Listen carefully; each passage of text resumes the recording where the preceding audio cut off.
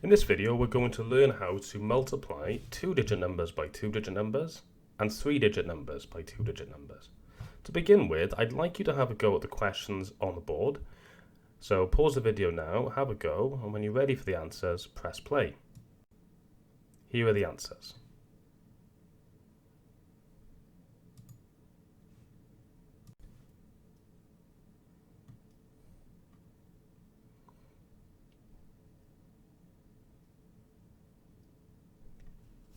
When completing long multiplication, which basically means multiplying a two-digit number by a two-digit number, or a two-digit number by a three-digit number, we have two methods.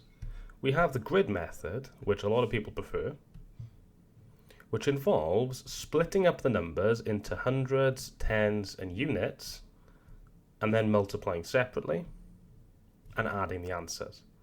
For example, if we wanted to do 12 multiplied by 14, we would do so as follows. We would set up a grid and we would put 12 into the grid as follows, splitting up 12 into 110 and 2 units. And we would split up 14 into 110 and 4 units. We would then do 10 multiplied by 10, which is 100. We would then do 2 multiplied by 10, which is 20. 10 multiplied by 4 is 40, 2 multiplied by 4 is 8, and we would add up everything that I have written in red. This would give you an answer of 168. This is how we would do 12 times 14 using the grid method.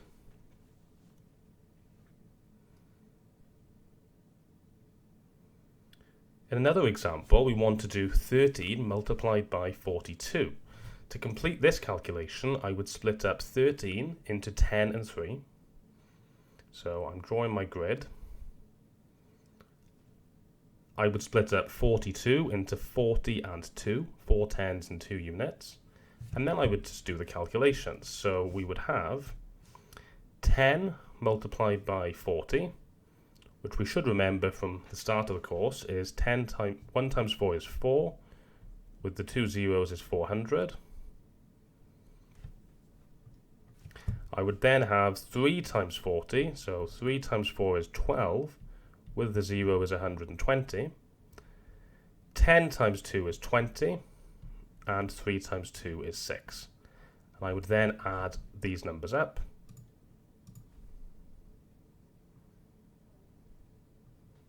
Giving me an answer of 546.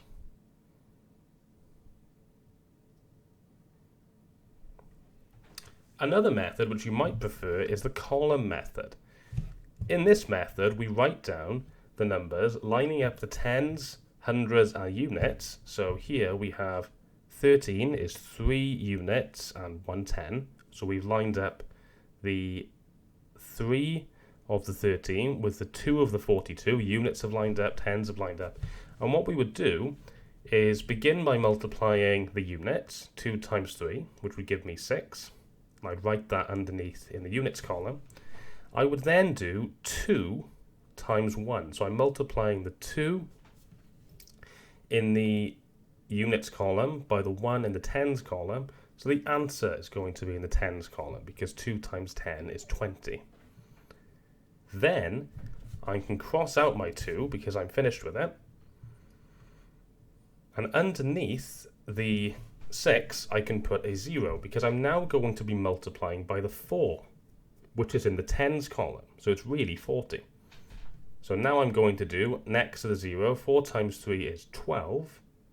And I'm going to carry the 1. 4 times 1 is 4, plus the 1 that's been carried is 5.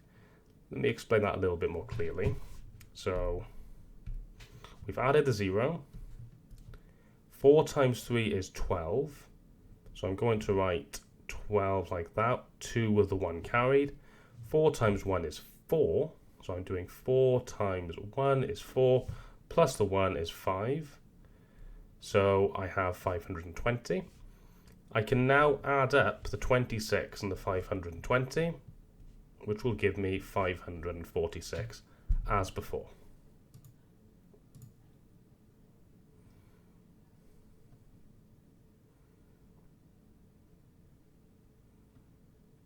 You need to use the method which you prefer. We're now going to do some practice questions. I'd like you to pause the video now and have a go at this question, and then when you're ready for the answer, press play. Use whichever method you prefer, the grid or the columns, and I will ensure that you see the answers in both forms. So pause the video now, have a go, and when you're ready for the answers, press play. Here's the answer. Using the grid method, we have 10 and 7, 30 and 2. You fill in your grid, you add up what's in red, and we come out with this form here. If you use the column method, your working should look like this. But in both cases, you should have an answer of 544. Here is another practice question for you to try. Please pause the video now and have a go, and when you're ready for the answers, press play.